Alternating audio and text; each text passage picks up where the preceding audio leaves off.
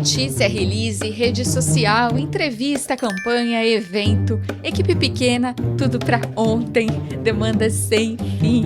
Se você se identificou, é bem capaz que seja uma sobrevivente e que chegou no lugar certo.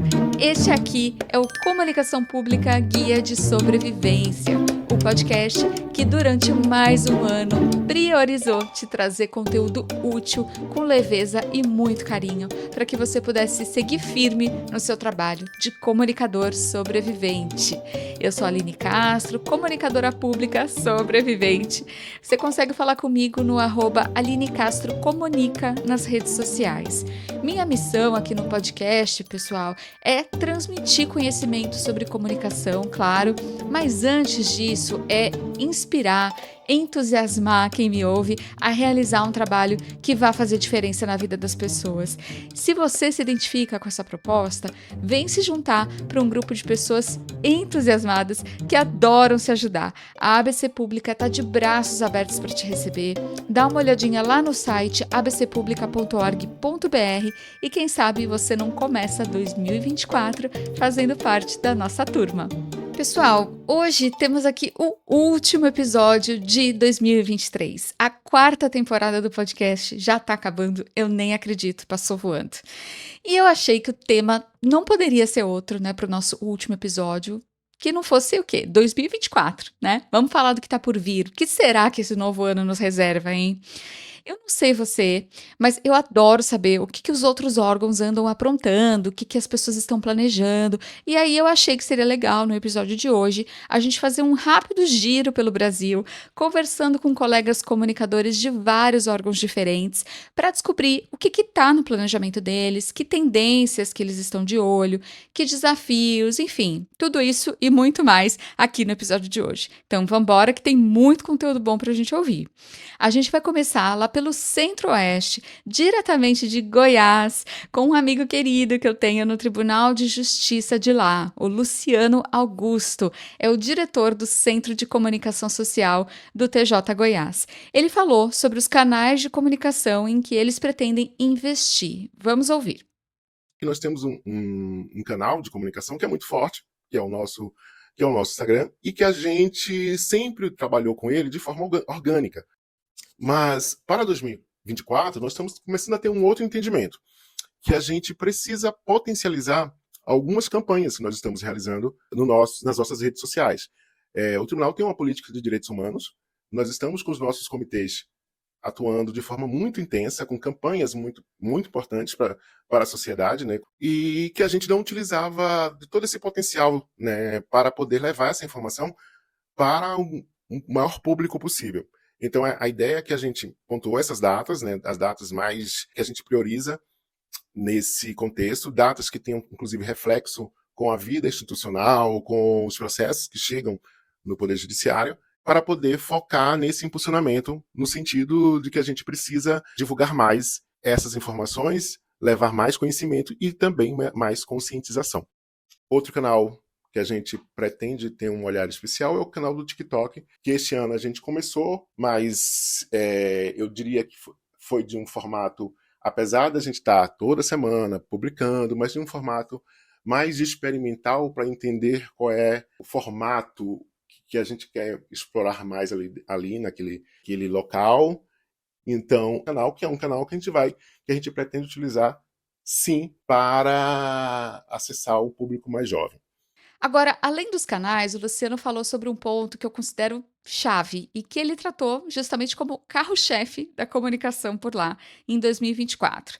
Tá curiosa? Tá curioso? Segue ouvindo. Olha, Aline, eu não vou falar aqui na palavra coincidência, porque eu acho que, na verdade, é uma grande tendência, né? Mas no mês de setembro, né, no início do mês de setembro, a gente já tinha construído um planejamento, né, um plano de comunicação para a implantação da linguagem simples no Poder Judiciário de Goiás. Isso porque o tribunal assinou um termo de cooperação com todos os órgãos do sistema de justiça para que essa implantação fosse realizada. Acabou que o ministro Barroso, logo depois, assumiu a presidência do STF e fez um grande chamamento do Poder Judiciário pela linguagem simples. Agora, recentemente, ele também lançou o Pacto né, do Poder Judiciário pela linguagem simples, criou um selo, inclusive, para isso. Então, todo aquele nosso planejamento, né, de trabalhar a comunicação voltada para essa implantação, para esse encantamento pela utilização da linguagem simples, foi potencializado agora para a implantação dessa linguagem. Então esse é um ponto, se eu pudesse eleger um carro-chefe. O carro-chefe do nosso plano de comunicação é a acessibilidade, tornar o Poder Judiciário mais acessível. Já tem sido assim no nosso planejamento deste ano, já foi executado nesse formato, e aí eu preciso até ressaltar isso, porque assim, o Conselho Nacional de Justiça nos informou no mês de junho que o Tribunal de Justiça de Goiás é o tribunal do país que mais publica notícias com ferramentas de acessibilidade. Aí eu estou falando de audiodescrição, utilização de Libras e legenda. Né? E isso foi uma grande surpresa, não só para mim, mas para toda a equipe da comunicação, porque a gente começou a implantar esse tipo de acessibilidade, as ferramentas de acessibilidade, como um compromisso nosso mesmo de nos tornarmos mais acessíveis. Né? Não foi pensando nesse primeiro lugar, mas sempre foi muito feliz a gente saber que nós tínhamos esse primeiro lugar. Linguagem simples e acessibilidade, gente, são realmente coisas que eu acho que todo mundo tem que estar de olho, porque são praticamente indissociáveis da comunicação pública que quer incluir, que quer somar, que quer transformar, né? O Luciano volta aqui com a gente mais para o fim do episódio, mas agora eu queria seguir nesse assunto da linguagem e queria que vocês ouvissem uma pessoa que falou mais um pouquinho sobre isso, com bastante propriedade, por sinal, que foi alguém lá do Rio Grande do Sul, o Ramiro Guimarães, é o secretário de comunicação da Prefeitura de Santa Maria. Vamos ouvir. Hoje no site da Prefeitura de Santa Maria, que também a gente conseguiu reestruturar nos últimos anos, existe um setor chamado Carta de Serviços. É um menu, é um cardápio de tudo que a Prefeitura, de tudo que todos os setores da administração pública, da administração municipal, oferece ao cidadão. Desde a Secretaria de Finanças, né, emissão de guias, pagamento de IPTU, saúde, agendamento de consultas, educação, agora nesse período de final de ano, de matrícula, de rematrículas também, não precisa ir às 5 horas da manhã, não precisa passar 2, 3 dias na fila para garantir uma vaga na EMEI, né, na creche do município. Existe um protocolo que pode ser acessado pelo site, também passando por serviços de infraestrutura, coleta seletiva, troca de lâmpada, trânsito, credencial de estacionamento para idoso, para PCD, enfim. Mas quando a gente fala em protocolo, só para dar um exemplo, o próprio termo já parece que já é duro demais e parece que já afasta a população. Então, o nosso desafio, e pode parecer bastante simples, principalmente quando eu explicar a ferramenta, é mostrar para o cidadão que tudo está lá e que é muito fácil de ser acessado e que ele precisa usufruir disso porque é o seu direito. E em vez de criar um aplicativo, até porque nós já tivemos uma experiência de aplicativo que bateu no teto muito cedo, né? As pessoas acessaram, utilizaram, mas depois, como não interessava mais, foi ficando para trás, o pessoal não atualizou, enfim, ele se tornou obsoleto. Nós vamos deflagrar uma estratégia bastante arrojada em relação ao WhatsApp. É a nossa grande novidade para 2024, é o WhatsApp. Um aplicativo que todos nós temos no celular, que é o mais utilizado, né? Existem pesquisas que provam isso, né? Quantas vezes nós acessamos o WhatsApp, que é o primeiro aplicativo que a gente acessa quando acorda, o último que a gente acessa quando vai dormir. Então, é ocupar esse ambiente do WhatsApp e é ali que a gente vai desenvolver uma plataforma automatizando os serviços e principalmente apresentando eles de maneira simples e fácil para a população e mostrando realmente que tudo está literalmente na palma da mão do santamariense. Basear uma estratégia de comunicação, basear uma estratégia da comunicação pública no uso do WhatsApp pode parecer muito simples, mas essa é a nossa grande inovação, a linguagem. E a gente se baseia numa experiência do Instagram. Hoje a nossa principal ferramenta, a nossa principal rede social de conversa com a população é o Instagram, que nós conseguimos estruturar, né, conseguimos ressignificar a partir de 2020, no período da pandemia, né, um momento muito difícil que nós todos vivemos, e o Instagram da Prefeitura se fortaleceu como um grande saque, né, um serviço de atendimento ao cidadão, ao cliente, né, nas empresas, no mundo corporativo. E ali as pessoas tiravam dúvidas, ali as pessoas faziam questionamentos, ali as pessoas já foram culturalmente assimilando que era o grande canal de comunicação sobre vacina, sobre protocolos sanitários, enfim. E principalmente isso se popularizou porque foi feito de uma maneira leve, de uma maneira descontraída, de uma maneira muito criativa, até usando memes, brincando, né, com a devida responsabilidade, principalmente em se tratando de um assunto importante como a saúde, de um momento delicado, como foi no auge da pandemia. Mas ali a prefeitura deu um recado de que estava disposta, estava dedicada a conversar com o cidadão de uma forma diferente. Recentemente nós recebemos 2 prêmios, né?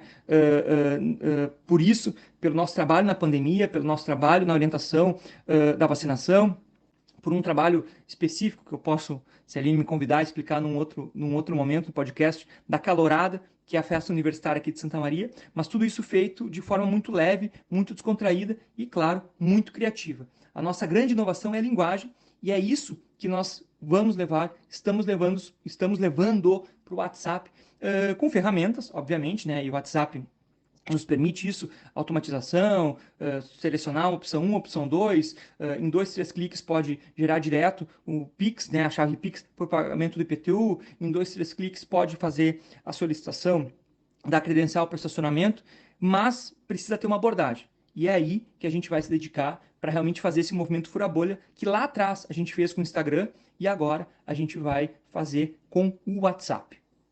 Bom, o Ramiro citou muito o WhatsApp e os desafios da área da saúde. E não é que essa mesma conversa também apareceu lá por Minas Gerais? Vamos ouvir o Leandro Heringer, que é jornalista na Secretaria de Saúde do Governo do Estado. O planejamento da comunicação para o próximo ano ele passa pela manutenção da estrutura em ações de mobilização social, informação, produção de conteúdo, relações públicas, publicidade e propaganda e comunicação digital. As tendências que vão ser seguidas em 2024 têm muito a ver com a questão da comunicação digital. Foi lançado agora em dezembro de 2023 o canal de transmissão Saúde MG no aplicativo de mensagens WhatsApp, em que pretende-se informar a população sobre as ações de saúde e realizar também o enfrentamento à fraude informacional. O canal de comunicação priorizado nesse momento é o canal digital, notadamente as mídias sociais e o WhatsApp. WhatsApp, contudo, durante mais um ano, né, sem qualquer previsão de um aplicativo aí similar que possa substituir, muito pelo contrário. Então, com certeza, tem que estar no nosso radar de comunicação pública. Mas eu quero que vocês continuem ouvindo o Leandro sobre o que mais eles estão planejando lá em Minas Gerais. As ações e atividades, projetos que a instituição pretende executar, eles estão elencados no plano de comunicação e consistem no relacionamento com outros órgãos públicos para ações de mobilização social, que são ações que envolvem a população, a sociedade civil organizada, com o objetivo de promover a saúde e de realizar ações de prevenção. As campanhas publicitárias que são frequentes, além daquelas campanhas institucionais como Outubro Rosa, Novembro Azul, campanha contra a dengue. As estratégias que a Secretaria de Estado de Saúde utiliza para tornar a comunicação em saúde efetiva passam pela questão do foco na informação. A Secretaria de Estado de Saúde ela não tem uma proposta comunicacional de relação com a população. Como as ações de saúde são feitas majoritariamente pelos municípios, a Secretaria de Estado de Saúde relaciona-se com eles e com outros órgãos, como o Colegiado de Secretários Municipais de Saúde, para facilitar a comunicação com a população em termos de esfera digital em mão dupla, mas prioritariamente informar à população, produzir conteúdos que possam ser úteis para o processo decisório da população em relação às atividades de saúde. Bom, o Leandro citou esse objetivo principal de informar, né? E eu achei isso super interessante, acho legal a gente ter clareza disso, porque muitas vezes a gente fala, aliás, a gente sonha, né, com engajamento, relacionamento, diálogo, interação, e claro que tudo isso é maravilhoso, mas nem sempre é o que a gente realmente necessita em determinadas situações. E aí o Leandro falou também muito de mobilização social. E tudo isso, gente, dá o gancho perfeito para a gente ir lá para o norte do nosso país agora e ouvir o Ednei Martins, que é diretor da Secretaria de Comunicação do Tribunal Regional do Trabalho da 8ª Região, Pará e Amapá. Bora ouvir. Olha, Aline, esse ano de 2023, nós conseguimos andar bastante com um processo que a gente tem feito de aproximação da sociedade, sabe? E 2024, o nosso planejamento tem esse foco como principal atuação. Nós aí fomos acionados pela presidência para desenvolver toda uma identidade visual de um programa de itinerância que envolve, inclusive, a identidade visual de uma carreta que nós recebemos agora no final do ano. Agora, já no início de dezembro, nós recebemos uma carreta que foi comprada com recursos do Tribunal Superior do Trabalho, graças a uma itinerância que nós fizemos na região do Oiapoque, que foi bem consistente, com vários parceiros, participação do ministro Lélio Bentes, presidente do TST, e a partir da apresentação que nós fizemos para o TST do que nós pretendemos desenvolver agora nesse ano, que é fazer o máximo possível de itinerância. Inclusive foi desenvolvida aí uma política de itinerância em que as varas são obrigadas a fazer itinerância. Então, a ideia é que o magistrado saia da sua sede e vá realizar atividades em outras localidades, fora do prédio da Justiça do Trabalho. Isso é bastante interessante para a gente, porque vai aproximar cada vez mais a Justiça do Trabalho desse cidadão, né? E o que nós temos sido demandado no ponto de vista de comunicação? Utilizar vários meios de comunicação para que a gente possa informar na pré-produção, na chegada dessa equipe de magistrados, servidores, com ou sem carreta, nas instituições parceiras, para que a gente possa movimentar a população, para que ela possa usar o máximo possível dos serviços que nós oferecemos e, posteriormente, também a divulgação do que nós deixamos. A ideia é que cada localidade que receba uma itinerância nossa, seja no Pará ou no Amapá, fique com um ponto de inclusão digital, o PID, montado numa instituição parceira e que vai demandar de nós, da comunicação, uma informação maior para que a população possa utilizar cada vez mais. O que a gente tem feito isso? Estamos aqui na Amazônia, né? A Amazônia é nosso local de atuação. Pará e Amapá são estados muito grandes, de uma complexidade bem específica. Já estamos aí, inclusive, nos preparando para o que vai ser aí a COP30 em 2025. Então, nós utilizamos muito aqui as rádios, utilizamos muito os grupos de WhatsApp e o WhatsApp como uma ferramenta de comunicação importante, porque, apesar de serem localidades bem distintas e em localidades que são distantes umas das outras, às vezes agrovilas, às vezes pequenos municípios, eles utilizam muito o que a gente identificou, o WhatsApp e, claro, a rádio é hoje aqui para a gente o principal parceiro, né? O desafio aí que a gente tem é conseguir mapear todas as que estão localizadas nessas regiões. Nós temos muitas rádios comunitárias, muitas rádios que não estão necessariamente oficialmente atuando, mas que levam muita informação, como, por exemplo, o que a gente chama aqui da boca de ferro. A boca de ferro é aquela caixa de som colocada, aquele megafone colocado nos postes, normalmente na região de feiras, pequenos mercados, que são atualizados e operados por colegas que ficam ali naquela região para fazer propaganda dos pequenos comerciantes, né? Então, nós estamos mobilizando todo esse povo, toda essa galera, para que a gente tenha condições de levar mais informações para que as pessoas saibam que a Justiça do Trabalho está ali para poder informar e para poder entregar direitos. Esse é um desafio muito grande, de tirar essa impressão que às vezes as pessoas têm equivocada, que a Justiça do Trabalho vem para atrapalhar o negócio, quando na verdade nós estamos indo cada vez mais com uma pegada para que a gente possa informar sobre o direito e, a partir disso, o cidadão ou a cidadã tenha condições de buscar esse direito. E é uma maneira que a gente tem aí de responder de forma bastante efetiva sobre a famosa frase de vá procurar seus direitos. A ideia é essa, nós estamos saindo da nossa sala, saindo da vara, saindo das instalações físicas da Justiça do Trabalho, indo até praças, indo até feiras, mercados, localidades, associações comunitárias, para que nós possamos, então, atender diretamente lá o cidadão. Parcerias institucionais e ampliação do alcance de alguns canais para atingir mais pessoas também foi algo que eu encontrei, sabe onde? Em Sergipe, minha gente. Quem conta para nós é a querida Clécia Carla Santos, coordenadora-geral da TV Alese, da Assembleia Legislativa de Sergipe. No comecinho da fala dela, ela também trouxe um outro ponto que não dá para ignorar quando a gente fala de 2024, né? Que são as eleições municipais. Vamos ouvir um pouquinho sobre tudo isso.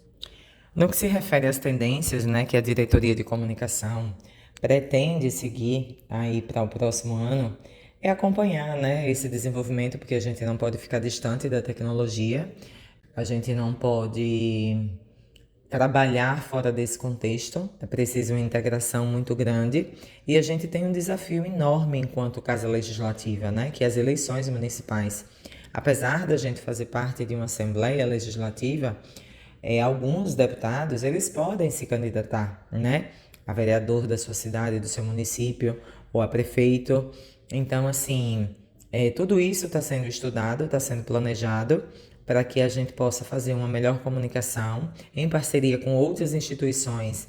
A gente está dirimindo todas as nossas dúvidas, né, diminuindo aí todas as possibilidades de qualquer tipo de obstáculo que venha acontecer no meio do caminho, que a gente sabe que o período eleitoral é um período muito delicado, né, de se trabalhar, muito tenso, né, cheio de normas que precisam ser cumpridas na sua integralidade para que a instituição tanto se fortaleça quanto os parlamentares que representam o povo, que vão tirar aí, vão se ausentar em alguns casos para as eleições municipais, estejam devidamente orientados e que a comunicação institucional da casa não perca conteúdo, que ela não perca informação, que ela não se esvazie. No caso da TV Alese, a gente tem uma parceria com a Rede Legislativa, né, ao qual somos vinculados, e somos filiados da Astral também. Então, assim, nessa discussão toda, o programa Digitaliza Brasil, né, que é um programa que faz parte da Rede Legislativa, né? Esse programa foi criado especificamente para a Rede Legislativa. Ele já conta em 28 municípios sergipanos, funcionando mesmo em 26 municípios. Então, a gente já tem o sinal dessa rede chegando até esses municípios. Há uma perspectiva, a gente está discutindo aí orçamento de implantação também para que esse sinal da TV Assembleia de Sergipe chegue a todos esses municípios, porque é uma forma do Legislativo estar perto do cidadão, das câmaras municipais, né? Não só a Assembleia Legislativa localizada na capital de Aracaju, né, como centro de poder, mas que as câmaras municipais que constroem ali a cidadania de cada cidadão sergipano e sergipana possa também mostrar o seu trabalho através dessa rede que pretende aí se ampliar. Então, assim, eu acho que esse é um dos grandes desafios aí que a Diretoria de Comunicação, junto com a TV Alese, tem para implantar em 2024. Pessoal, a Clécia também trouxe aqui para o nosso debate um outro ponto que pode não ser exatamente uma tendência, mas que com toda certeza é fundamental: a comunicação interna.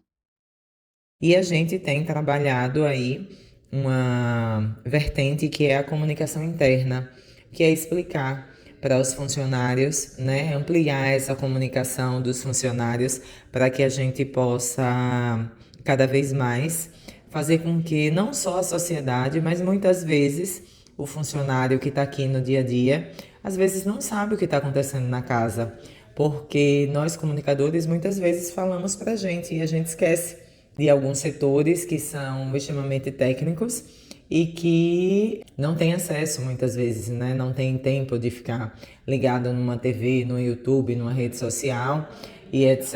e tal. Então, de fato, a questão da comunicação interna e ampliação dos canais digitais é um planejamento que está aí para ser desenvolvido pela Diretoria de Comunicação em 2024, ampliando cada vez mais temas que estão sendo discutidos dentro da instituição de uma forma mais enfática, que é o desenvolvimento e a cidadania. A Clécia lembrou sabiamente dessa questão da comunicação interna e eu fiquei feliz de saber que do outro lado do país, lá em Santa Catarina, temos um órgão de educação que também está preocupado com isso. A Geisa Albano, diretora de comunicação institucional do IFSC, o Instituto Federal de Santa Catarina, mencionou também a importância desse tema e falou um pouco sobre outros canais menos convencionais que eles vão priorizar por lá. Como tendências e canais, assim, vale citar que nós temos alguns canais que eles não são considerados, assim, essenciais em todas as instituições, né? Hoje, toda instituição tem seu portal na internet, tem seu perfil nas redes sociais, né? Mas nós criamos alguns canais que se destinam a alguns públicos de interesse que nós temos, que eles são bastante inovadores e reconhecidos, inclusive, por meio de premiação. Nossa equipe recebeu premiação por isso. Então, um deles é o blog do IFSC, que é um canal de inbound marketing, onde a gente fala de nós mesmos, né? Ele é retroalimentado, porém para o nosso público de estudantes, numa linguagem toda dialógica com esse público, e que é um canal muito relevante para nós. Também temos a ideia também da consolidação de um outro canal, que é um canal de divulgação científica, que é o nosso IFSC Verifica, que é um canal que nós temos um carinho enorme, porque ele surgiu na pandemia, ele é um projeto da pandemia, que ele veio explicar a Covid-19, veio explicar a vacina, e falamos exaustivamente da pandemia. E pós-pandemia ele permaneceu porque as reportagens ali produzidas são muito sensacionais, assim, são muito bem exploradas. E como novo canal, a gente está trabalhando já desde de metade desse ano aqui no novo portal de servidor para a nossa instituição, porque o olhar para o público interno também é muito importante, já éramos cobrados por isso, então em 2024 devemos consolidar esse novo canal. A Geisa também falou um pouquinho sobre rotina, planejar o que a gente já faz e não só criar coisas novas. E aí ela emendou um outro assunto que também não dava para deixar de fora aqui do episódio. Aliás, um parênteses, gente. Tá sendo muito difícil editar esse episódio, porque muita coisa boa e eu fui maluca o suficiente para convidar 6 pessoas incríveis para falar aqui com a gente. Mas enfim, tô fazendo a curadoria da melhor forma que eu consigo, mas sabendo que muita coisa boa, infelizmente, não vai caber aqui no episódio. Mas voltando, o assunto que não dava para deixar de fora, com certeza, é gestão estratégica da comunicação. Então vamos ouvir. Agora, já final de outubro, trabalhamos um planejamento em equipe dentro da nossa diretoria. E esse planejamento foi muito interessante porque nós começamos o planejamento trabalhando com as rotinas, ou seja, com nossos trabalhos já consolidados, estabelecidos, que são aqueles que nós continuaremos fazendo ou que faremos mais ou menos, mas discutimos ali aquilo que já fazemos, ou seja, o nosso planejamento ele não pode considerar só coisas novas, inovadoras, diferentes que queremos fazer, mas também aquilo que no dia a dia pega, né, no trabalho, que acontece com todo mundo, né? De termos que trabalhar com as rotinas mesmo, aqueles incêndios que acontecem, aquelas questões factuais. Então, nós primeiro trabalhamos toda essa parte de rotina e canais consolidados e toda aquela produção que nós já sabemos que existe para depois trabalhar com planejamento. Então, a ideia é essa, né? Que a gente faça um planejamento mais pé no chão, que tenha a ver exatamente com a execução que nós entregamos lá no final do ano. Então, o planejamento para 2024 segue nesse sentido. E aí, Aline, com relação às ações em si, né, nós temos ações no campo dos eventos, né, temos alguns eventos que são sistêmicos, que são feitos para todos os nossos estudantes, eventos para mais de 1.000 pessoas, que demandam muito trabalho técnico, operacional, mas de estratégia também. E todos aqueles consolidados, como eu vinha falando, alimentação dos nossos canais, trabalho também focado no novo canal, que é o Portal do Servidor, como eu comentei. Essas ações, elas demandam muito da gente, de toda a equipe.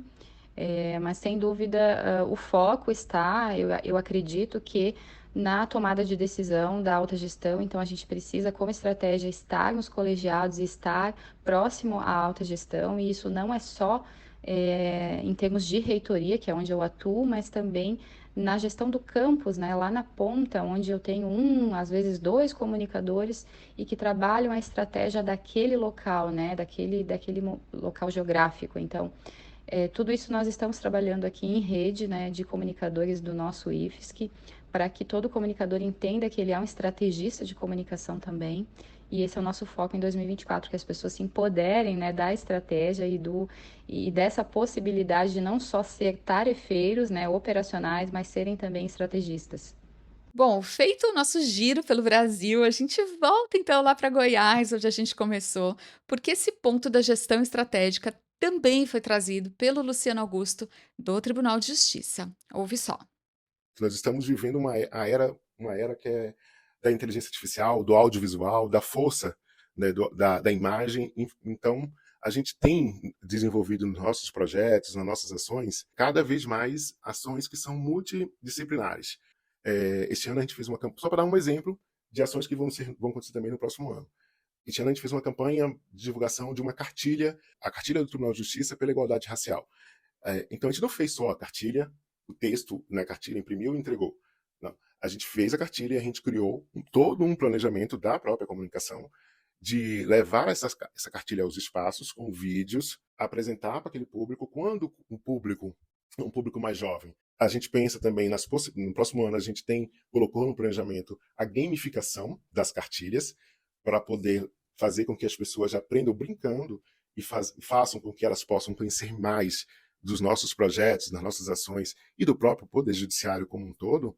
A gente tem tentado cada vez mais fugir da ideia, né, da comunicação como se fosse uma grande pastelaria. Eu costumo até falar aqui na instituição, eu amo pastel, mas a comunicação não é uma pastelaria, né? Cada um em seu espaço, porque a gente sabe que nas instituições públicas ainda se utiliza muito essa ideia de pastelaria, que eu faço um grande projeto, aí no último dia eu chego na comunicação e peço um texto, para fazer um texto, e se nós, como os comunicadores que fazemos parte do núcleo de comunicação, é muito fácil também. A gente pega aquela nota técnica, transforma em um texto, coloca no site que ninguém vai ler, que ninguém vai divulgar, mas o dono do projeto viu a notícia publicada e ficou feliz que a notícia foi publicada, mas sem nenhuma efetividade.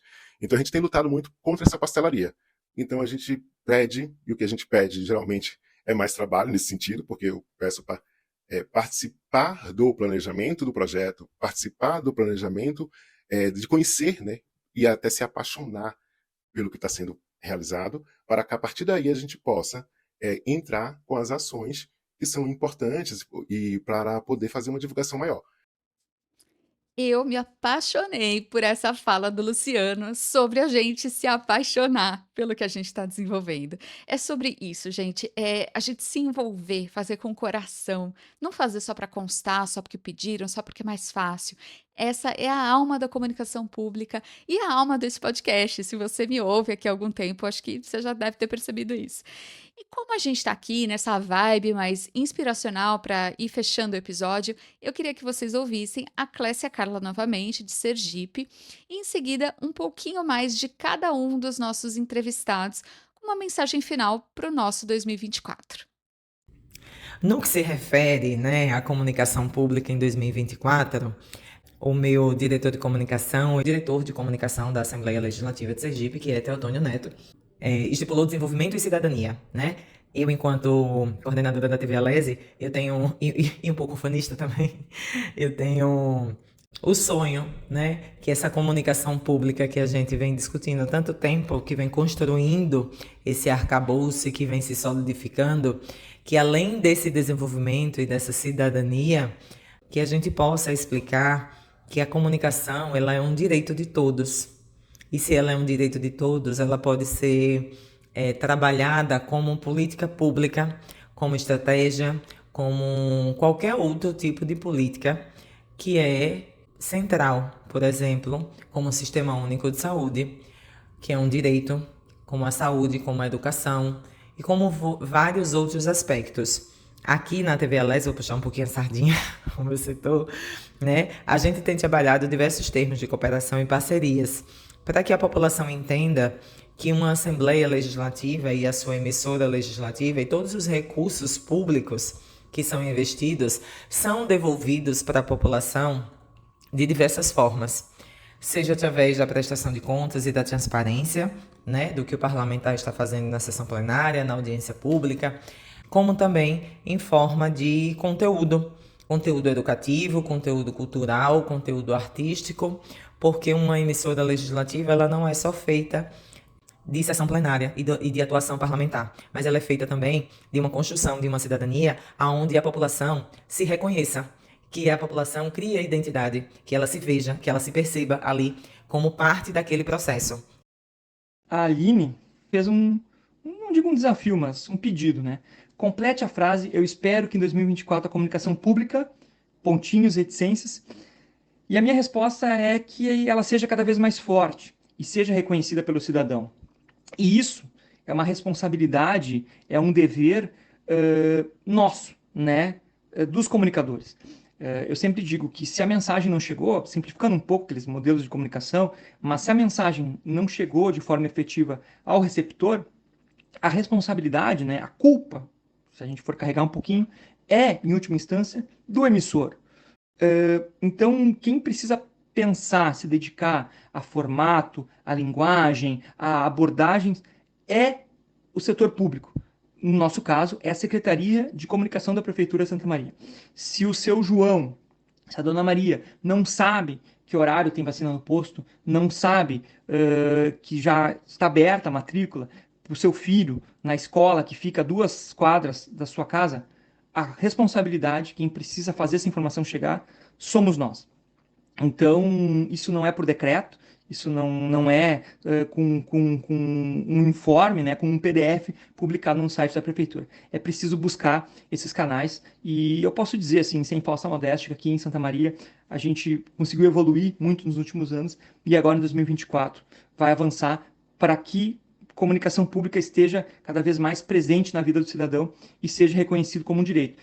O seu João, a dona Maria, eles não precisam nem saber o que é comunicação pública, nem fazer ideia, mas eles precisam usufruir disso. Isso precisa fazer parte da vida deles, porque isso é cidadania e esse é o nosso compromisso, esse é o nosso desafio. Essa, como eu disse, é a nossa missão.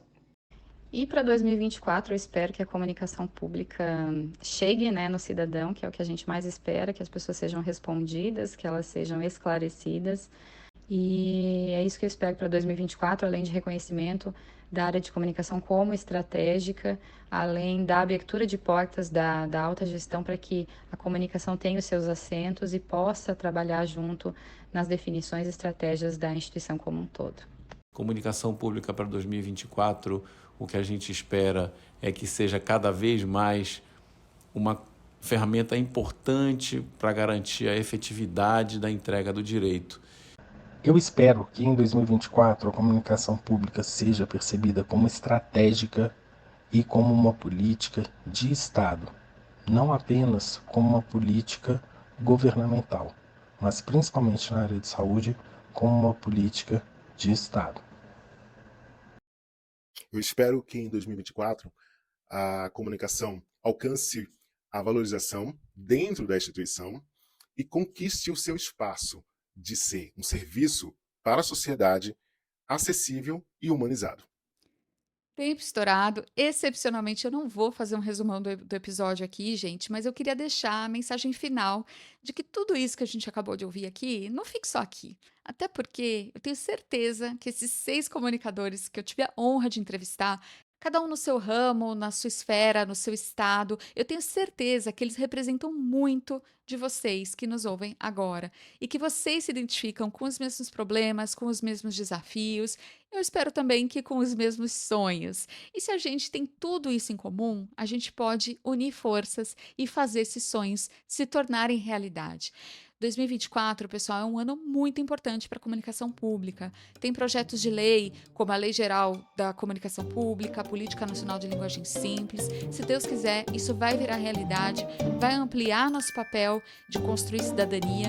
Então, que assim seja, batalhamos por isso e eu conto com vocês para que a gente chegue chegue no final do próximo ano pensando assim: foi um baita ano. Eu desejo a você e a sua família um período de descanso, de paz e um novo ano recheado de realizações, de diálogo, de amor e de fraternidade. Obrigada por estarem aqui comigo por mais um ano, gente. Um grande beijo e até o Comunicação Pública Guia de Sobrevivência de 2024.